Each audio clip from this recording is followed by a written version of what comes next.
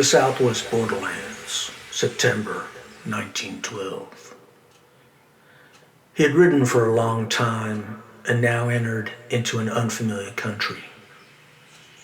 In the immensity of that world, he felt very small.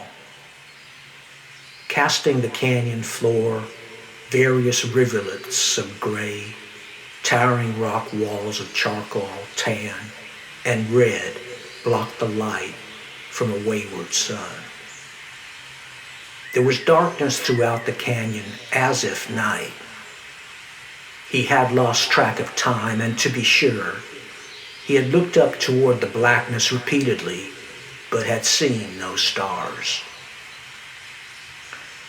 The river that had once flowed through the canyon floor in the long ago was gone. There was only its dry deadness now. From a time long before, he recalled another dry riverbed and the desperate fight there. While he saw the broad picture of that long ago scene, its figures and objects blurred. He recalled many things on his journey, but remembering them a day later was hard. In the wide stretch of the deep gorge between the escarpments, there were what had appeared once to have been trees. But maybe they never had been. Only the black remnants of an image of what once was, transformed by fire as the furnace transforms all. It was a desolate land with no other travelers or even pilgrims seen. At one point, carved into the rock, he saw the pictured etchings of some ancient race. They had moved in long ago through this canyon as he did now, and had stopped for at least as long as what the carvings had required of them. Thinking their descendants might still be there, he searched for many days, but found no trace of them. On one occasion he thought he saw, in a distant bend of the gorge, their shadows, and he called out to them. In his calling, only their echo was heard. After his searching, eventually he stopped and, for lackluster fuel, built a rude fire. The darkness flowed into the canyon, and the little fire retreated from the strength of its current. All was black except the shadows cast by the flames and the misshapen rock. There was a warmth at the fire that he troubled to countenance, while all around him there was just the known, familiar cold. He pulled the blanket around his shoulders and watched the sleeping horse on the other side of the fire. She's gone. Homa. They are all gone now. As he sipped the warming rye from the flask and stared at the flames, he thought about all of them. The loss. Talavera, Regan, McCoy, Graves, and Esther. All the others. So many. Somehow he had escaped it all and had come to his dotage. There was a profound unfairness to his surviving them all. He should have died so many times before. Never would he have figured outliving all them. Taking a long pull of whiskey, he moved to the gathered fuel.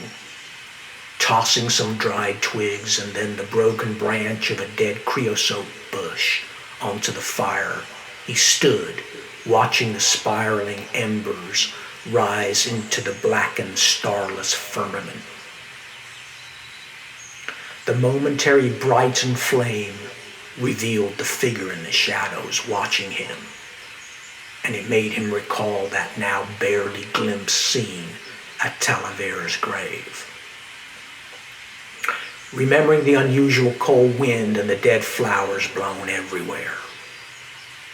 That is all it really is.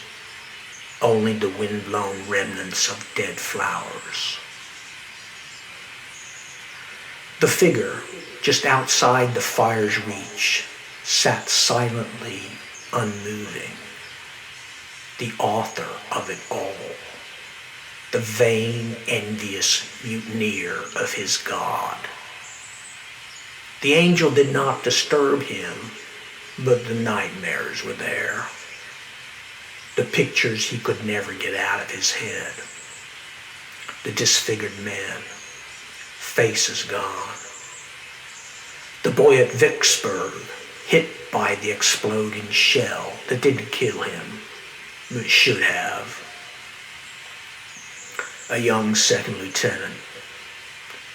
He had thought many times since then that he should have shot the boy. Why didn't I shoot him?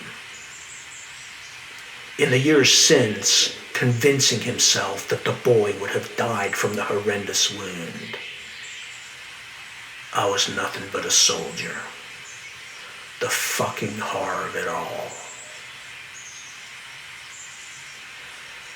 Staring at the fire, he emptied the bottle. After a time he slept, a troubled, fitful sleep.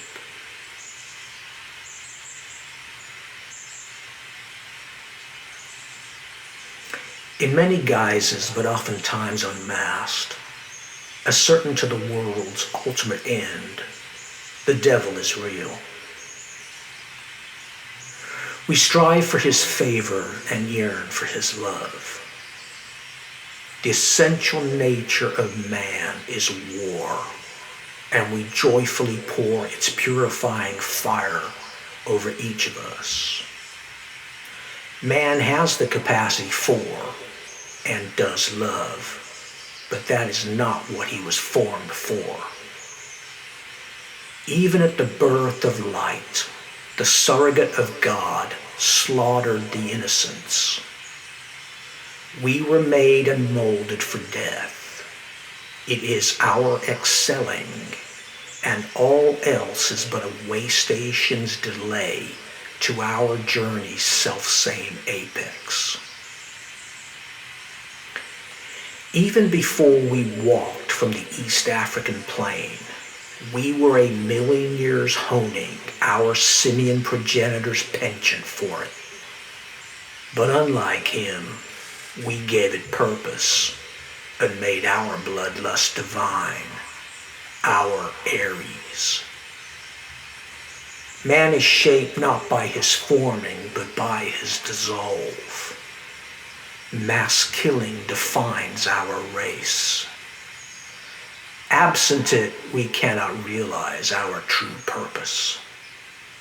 Those who embrace its fullness are suzerain over all. Even to the last day, it will be our shining glory.